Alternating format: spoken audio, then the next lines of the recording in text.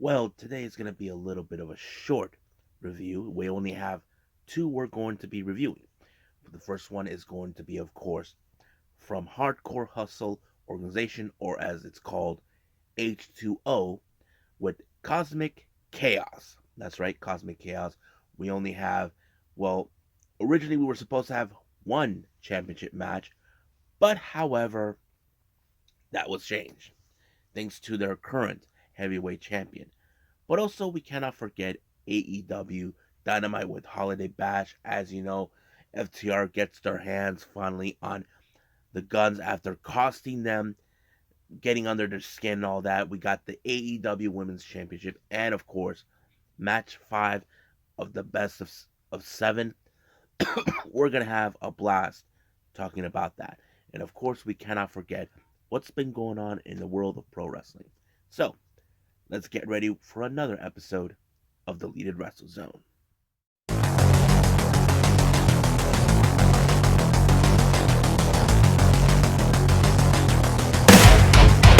Are you ready? Get up, get up! Get up, get up! Get up, get up! Get up, get up! Get up, get up! Get up, get up!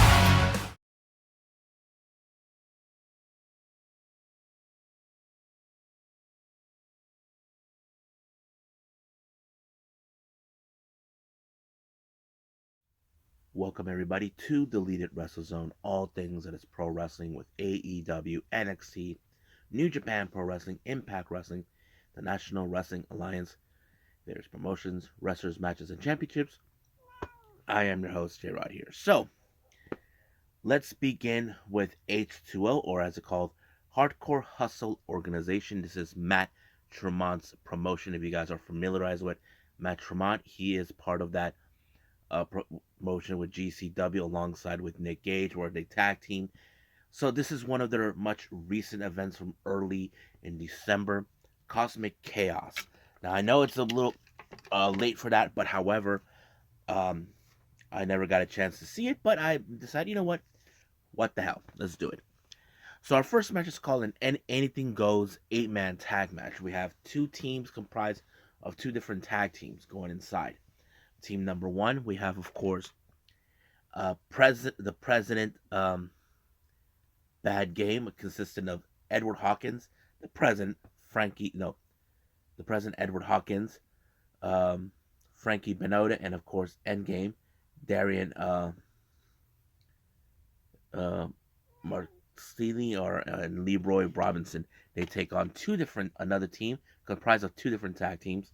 Of course, we have Fully Loaded, consisting of TJ Reno, Zach Ruix, and of course Chaos Control, Cecilia Vega, and Rocket. Now, this is an anything goes match. Basically, the match can go anywhere it goes, outside the ring, to the people, that sort of thing. Which, of course, the ref has gonna have a hard time trying to keep up what's been going on. But however, there were moments, of course, you saw the mayhem going crazy, but it was, of course, um, a a submission by one of them, by Fully Loaded and Control Chaos, to put Menotti into a submission, forcing him to tap out. But however, this match played an important role. There's no doubt that, of course, this will play out where one of these teams will be able to compete for the tag team titles, which, of course, we are going to be talking about that in a little bit. Next match, we have this guy, Jay Everest, doing a promo, but apparently a couple of Maryland boys this call themselves the Marauders, led by Tim Frim or whatever his name is. Appears like he's trying to make a name for himself in to H2O by attacking JJ Everson, who just won a title recently, but he was not cleared to wrestle. So I don't know what that is all about, but it appears that this is not going to be good. Now, our next match, we have Declan Grant versus Sean Anderson. These guys really turned into a big, huge fight. It was like a shoot moment in this particular match. But however, this is more like Sean Hannity Shen Henderson hadn't wanted to brutalize Declan Grant, but it took a big code red to put him away. But the obvious question does remain: will this be the end? Well, we don't know just yet. Now, our current H2O heavyweight champion, one called Manders, along with his pal and tag partner Ryan Redfield. Manders is a little questionable guy who is asking. He's supposed to be the top champion, the guy who's supposed to be like the face. But however, he put out a point like no one was willing to challenge him, or why was he not booked for that? Well, that's a good question. But however, he decided to put himself on the map, and we had Trey Locke, who stepped in, who normally is part of the was part of the H2O Wrestling Academy. Decided to come out, but didn't do so well until he ended up in a lariat. And then after that, Brian Neal, referee from the Underrated, shows up. Wasn't sure if this is something the managers want to do, but he did it anyway. And once again, the big lariat put away. But once Manders and Redfield were leaving, Sawyer Wreck shows up, called out Ryan Redfield, and this match became a brutalized match. Not to mention Manders was, instead of going to the back, he still stuck around but decided to get under the skin of Sawyer Wreck. But Redfield was trying to tell him, look, you're causing this match to meet all this. But however, Sawyer Wreck was able to turn this around when she kicked the chair right in the face to Redfield, then chokeslam him right on top of it. 1, 2, 3, it's done. Just like that. So the obvious question is, did Manders cost Redfield the match? We'll find out the next time until we see it. Now we have in the H2O tag team titles on the line. We have Anthrax and Alex Stretch taking on the current champions Chris Bradley and Christian Ross. This match was like a bit of hardcore style, anything goes, and all this and that. Basically, everybody's trying to be a big player, but the moment was changed as soon as Ross put Stretch on a power bomb right on top of a door filled with barbed wire, and that was the end of it. So we just saw that Bradfield and Ross retain the title, so we'll see what happens next. Now we get a 6-man tag match. We have the CWO, known as Creamy World Order, bunch of wannabes, Chad Speculation, Xavier Cross, and of course the leader Stan Styles taking on Johnny Reddix, Tara Calloway, and Jeff Cannonball. I have to say this match was pretty good because it showed, CW think that they're all that, like they think this is their show. But however, it was Calloway who pulled off the victory onto Cross when she applied the gory bomb. 1, 2, 3. Now, as soon as the match was over, everybody was gone except for Tara Calloway. She remained in the ring. Apparently, someone from her past shows up. Lady Blakely looks more like she's looking for a match against her. So that's kind of obvious what was going on. But who to say that she can't say no to that? Next up, we got a 3-way match. We got Broken Finley. You guys may know him as the son of Fit Finley and the younger brother of David Finley. Take on Austin Luke, who was the previous champion.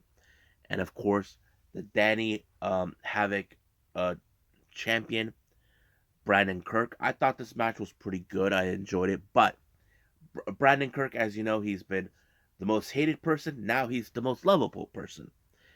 But he picked up the good win onto a Finley when he applied the Psycho Driver. 1, 2, 3, just like that. Now our main event is Billy Starks taking on Matt Tremont. I thought it was a pretty fun match. It was more like a student versus teacher type, but like they always say, who will walk out? Will it be the student or will it be the teacher? Well, in this case, it was the student with the roll up onto Matt Tremont, and 1, 2, 3, Billy Starks won. And I thought it was a very interesting moment, including Matt Tremont gave a nice heartfelt speech. It was pretty cool. So I enjoyed it. I mean, it's been a while since I did an H2O event, but it's really fun. So if you guys haven't checked that out yet, go to watchprowrestling.org and it's right there. And I think there's plenty others that may have been there too. So I think that's pretty much it right now with H2O. Let's move on with AEW Dynamite.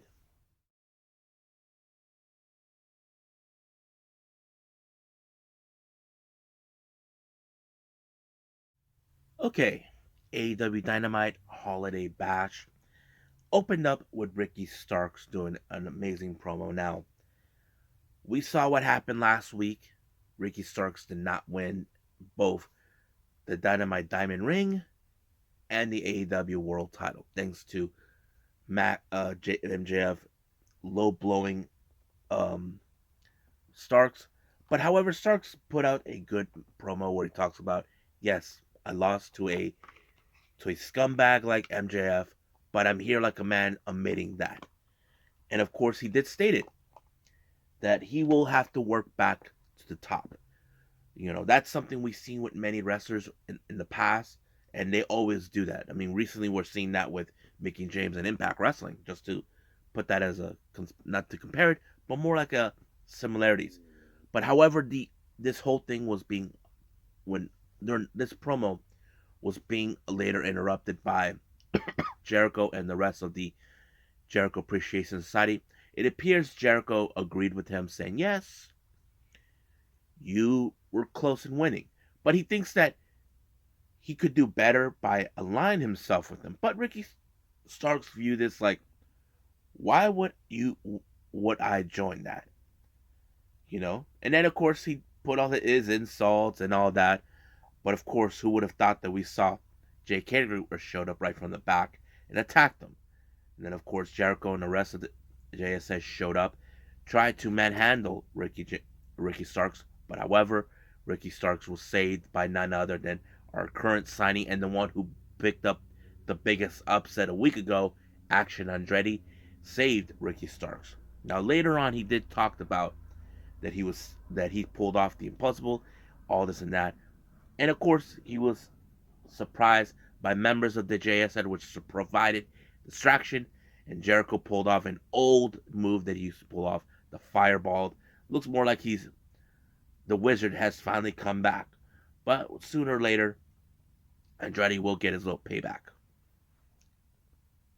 Now, our first match we have, of course, is match 5 of the best of 7. Now, if Death Triangle wins this match, they actually win the entire thing. But some people say it's impossible for the Elite to win, but this is a no disqualification match. Basically, anything could go. Weapons are allowed, including the hammer. Now, one thing was funny is, of course, Brandon Cutler was about to do a little business, but he was interrupted by Alex Berhamantes. He got cold spray. But later on, we did saw great moments, like the barbed wire broom that Kenny used back then and all this. But, of course, Phoenix, once again, as you know, he was conflicted in the past using the hammer. But since this is a no DQ, why not?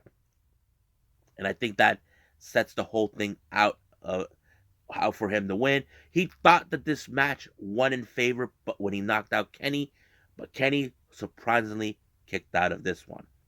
But the way this match ended, they pulled off the Meltzer driver on Phoenix, putting him out, and then boom, the Elite won. But however, the Death Triangle are sending a clear message that they're not going to lose to a couple of guys like them. So keep in mind, we got right now 2 more matches involving this one. The next one will possibly take place next week. And then after that, if we go, their final match will be, of course, on the 11th of January, ironically, which is the day I'm going to AEW, myself with my brother and 2 of my friends. So we'll see how that's going to turn out. Now, last week we saw what happened with MJF after he retained the Dynamite Diamond Ring and, of course, the AEW World Title, and that Bryan Danielson, who still has unfinished business with them. He called him out, telling him, that he's a low life, that he's a scumbag, ruining his moment and all that. But, that's how it is. So we'll see what happens then. Now, speaking of Bryan Danielson, he comes out in the ring. It appears that he has unfinished business with MJF. Basically, he wants to give him an ass whooping of a lifetime for what he did to Regal. But he called him out. But instead of him, here comes Ethan Page and that weasel Stokey Hathaway. Now, I don't know what's the purpose, but I can take a guess. Now, keep in mind, Ethan Page will do anything in his power to obtain what he felt should have been his, which is the AEW World title. I don't recall Daniel Bryanson talking about that. So that's what I think. But one thing that was funny is that they called him Special Man and all that, but he really, really made fun of Stokey Hathaway, and Stokey really did not take this. But he told him, turn me into a vegetable. But of course, Ethan Page, being a coward, he decided, I'm going to save that next week.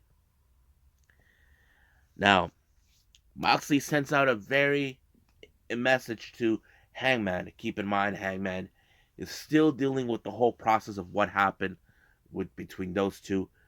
But Moxley has later on focused his mind on one particular person, and that is, of course, Darius Martin, who we all know about him. Now, our next match, we have Hook taking on Exodus Prime. This one was pretty good. What I did like is the commentary about Excalibur asked Taz, Hook's dad, if he asked him what was his purpose of helping Jungle Boy a week ago. He said that, I feel like it, and he walked away. And of course, Tony Schiavone didn't make a point. I mean, he's his own man. He can do whatever he wants. But of course, this match ended in Hook's favor when he applied the red rum. But as soon as the match was over, Stokey Hathaway, Lee Moriarty, and Big Bill Morrissey decided to attack Jungle Boy to get the message clear. Now, keep in mind, Stokey and Lee Moriarty are obsessed with the whole fact that there was conspiracy, that the match should have won in Lee Moriarty because his foot was not under the ring. So that was the thing. Even Taz said it himself, it was. But the obvious question is, what will go from here? So we'll see what happens next week. Now we get to the match between Jon Moxley and Darius Martin. You can tell that this match was going to fall into favor of Jon Moxley because he loves to fight. He likes to brutalize people. But he was able to pull off the Death Rider onto Darius Martin to give him the win. Now, our next match, we have the Guns, or as we like to call them, the Ass Boys, Ace and Colton Gunn, taking on FTR. Now, keep in mind, the Ass Boys have been trying to get under the skin of FTR because they're sick and tired of being world recognized as the best tag team of 2022. Not to mention, they held the AAA tag team titles, the IWGP heavyweight tag team titles, and of course, recently they just lost these titles, but they were the Ring of Honor World Tag Team Champions. They felt that they are a thing of the past and then their future. But we look at it this way. The Ass Boys never won any championships in AEW. So they think by destroying the legacy of FTR will be that it is. But however, the only factor is this. Dax Harwood is still kind of like beat up from that double dog collar match. That is still the X factor there. It did work out pretty well. But however, FTR could have won this match, but if it wasn't for not the ref seeing that Austin leveraged himself onto Colton to pick up the win. Now, the obvious thing is, this is not a good thing for FTR, losing twice. But where do we go from here? Will FTR get a retribution for that match? We will see. But if the Ass Boys don't, then they will prove FTR will prove the point they are not the best tag team. Now, let's see. We just saw the worst rapping ever. As you guys remember, Jeff Jarrett, Lethal, Satman Singh attacked the Acclaim, sending a clear message they want the tag team titles. I don't know what Sanjay Dutt was thinking. That is the worst rap I've ever heard. He can't even rap for crap. So, yeah, that's me. Now, we do get a little bit of an interview with Rick Moss along with Keith Lee, but here comes Swerve, who felt that Lee wasn't doing his part. Now, keep in mind, Swerve has no problem crossing the line, but he hoped that Lee would do the same. Lee wouldn't do it. So, when that happened, we just saw Parker Boudreaux of the Trustbusters show up, but he's wearing a hoodie sweater that Swerve is wearing. Does this mean that Parker Boudreaux is no longer with the Trustbusters? We will find out about that later. But uh, Lee tried to deal with Parker in every way, but another big dude showed up and attacked him. So it became a numbers advantage on Lee. But the biggest shocking moment was Swerve jumping off the corner top buckle while Lee was on top of steel stairs with a simpler block right on his chest, and blam, shattered right there. So basically, this will become a full-on war between Lee and Swerve. So we'll see what happens in the upcoming weeks. Now, our main event is the AEW Women's Championship. Hikaru Shida and Jamie Hayter. Now, Jamie Hayter is, picking up momentum, but I know many of you fans are saying she needs to break away from Britt Baker because the way I see it, I feel like Britt Baker is riding on her coattails. That's what I think. But Hikaru Shida, we know that she can pull off this match. But man, this match was incredible. I think it was the perfect main event, especially in the women's division. We always talk about this. But of course, we're going to see interference. Rebel distracted ref. Britt tried to use the candlestick, but she got her ass whooped with it.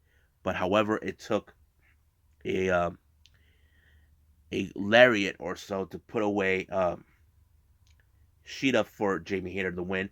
But again, Britt Baker tried to prove that no one no one beat them. We saw Toni Storm, who still has her issues towards Britt Baker. This is what I'm going to talk about in a little bit about this. And then, of course, here comes Syria, who helps Toni Storm and attack Britt Baker. Have you guys noticed something about Saraya and Toni, what they did? They weren't gunning for Jamie Hayter. They were gunning for Britt Baker. Think about it. This could cause a little issue. Their focus is on Britt Baker, not Jamie Hayter. So, Jamie probably will question why is it that their attention is diverted to her, but not to Jamie. I feel that we're going to have a lot of moments talking about that. But we'll see what happens in the upcoming weeks. But one thing I did like is how we saw Saraya, Toni, and Sheeta together on the same ring. It's like we're seeing a trios team fully formed. So we'll see what happens in the upcoming weeks. But for now, let's end it right here and move on with, of course, some news updates.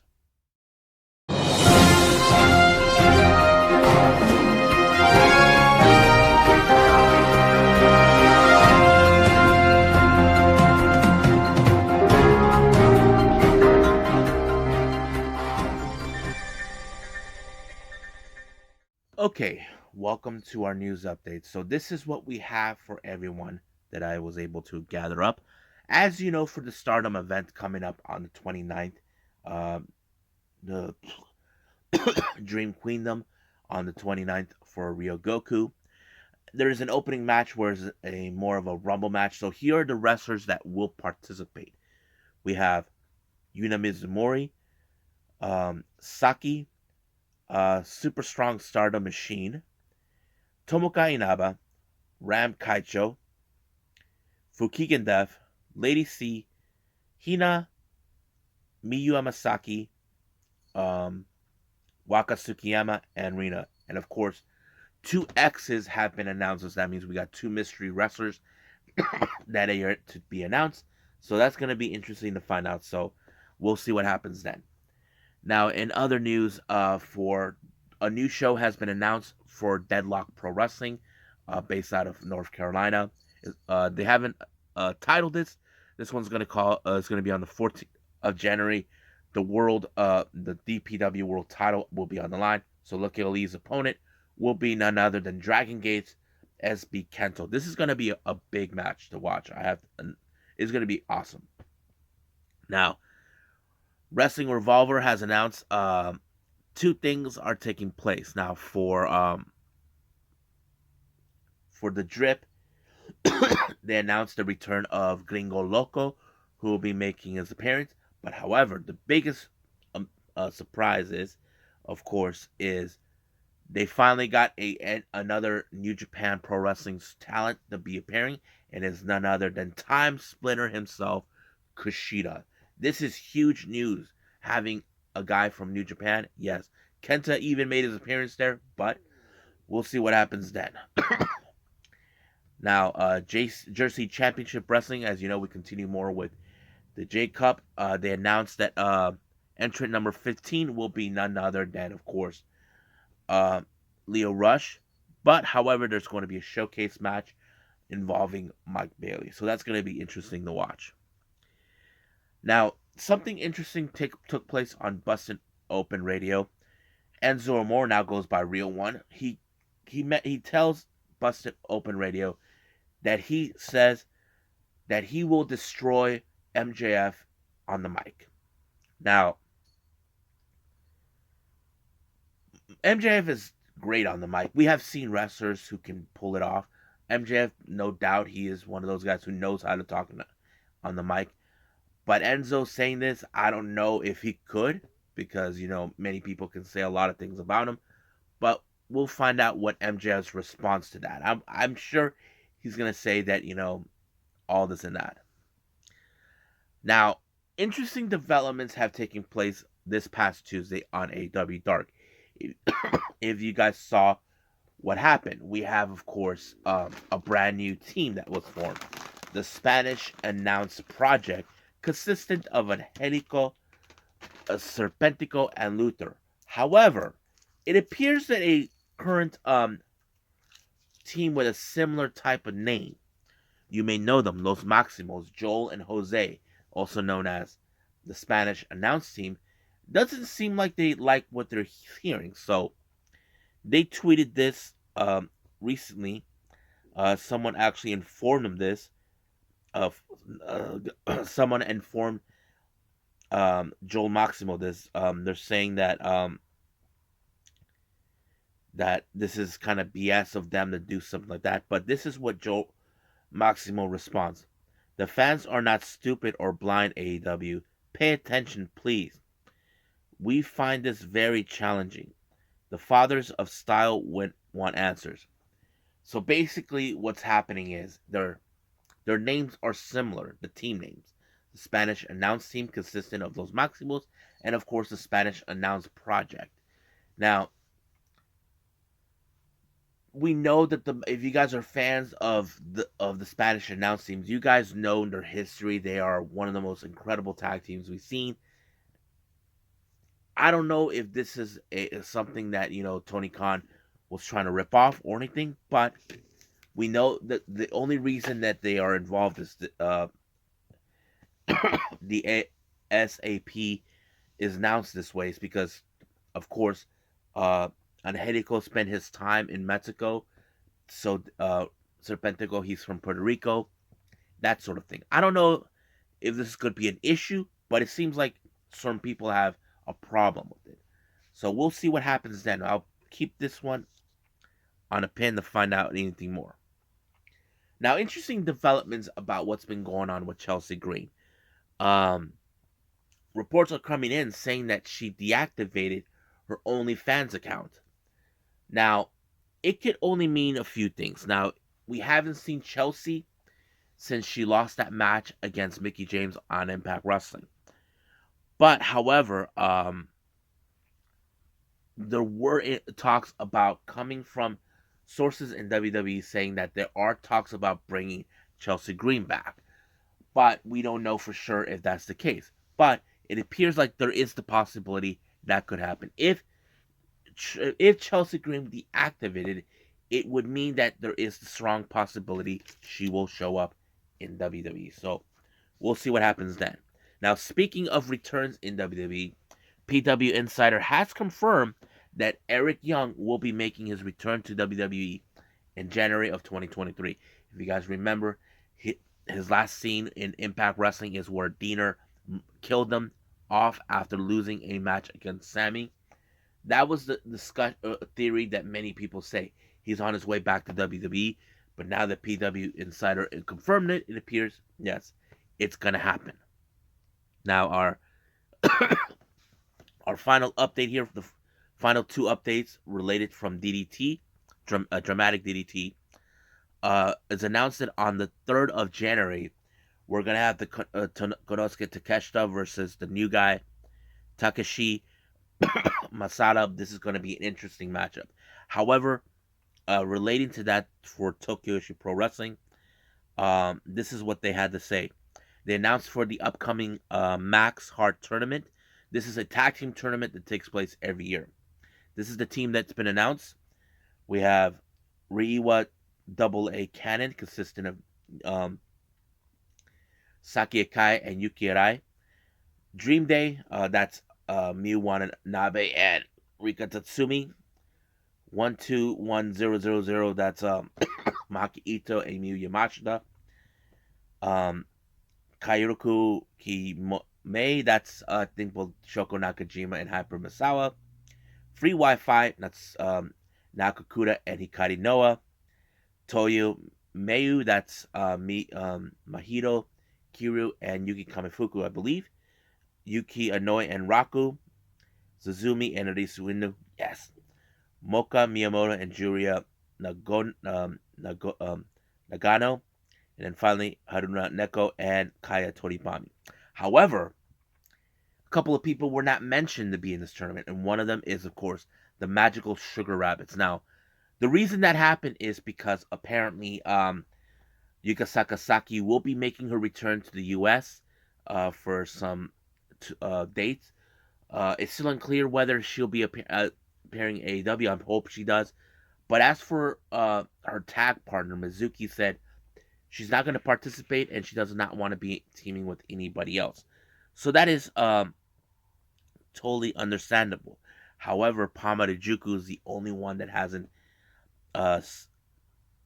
decided not to be involved either. She declined to try to team up with Mizuki, but she said that she wants to support her two best friends, and that is Yuki Inoue and Raku. So it's kind of touching of her to be their support system. So we'll see what happens then. I'm kind of curious about this tournament. I'm looking forward to it. So I think that's pretty much it right now for our news updates. So let's call it a day. Well, I hope everybody is enjoying this episode coming up. Since we know it's going to be Thursday, we have Impact Wrestling and MLW. But I also found out we're going to have another New Japan show coming as well. As you know, Japan is a day ahead of us. We have the Road to Tokyo Dome. I'm so excited. Not to mention, just to clear everybody, let people know, this could be the final shows we'll see Suzuki-gun, which is sad, but we'll see what happens then.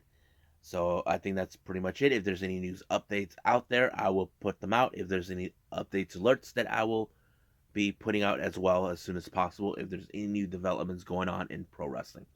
So, I'll see you guys in the next DWZ time. Same DWZ channel. I must bid all of you adieu. So, goodbye. Mwah. And have a nice day. Bang.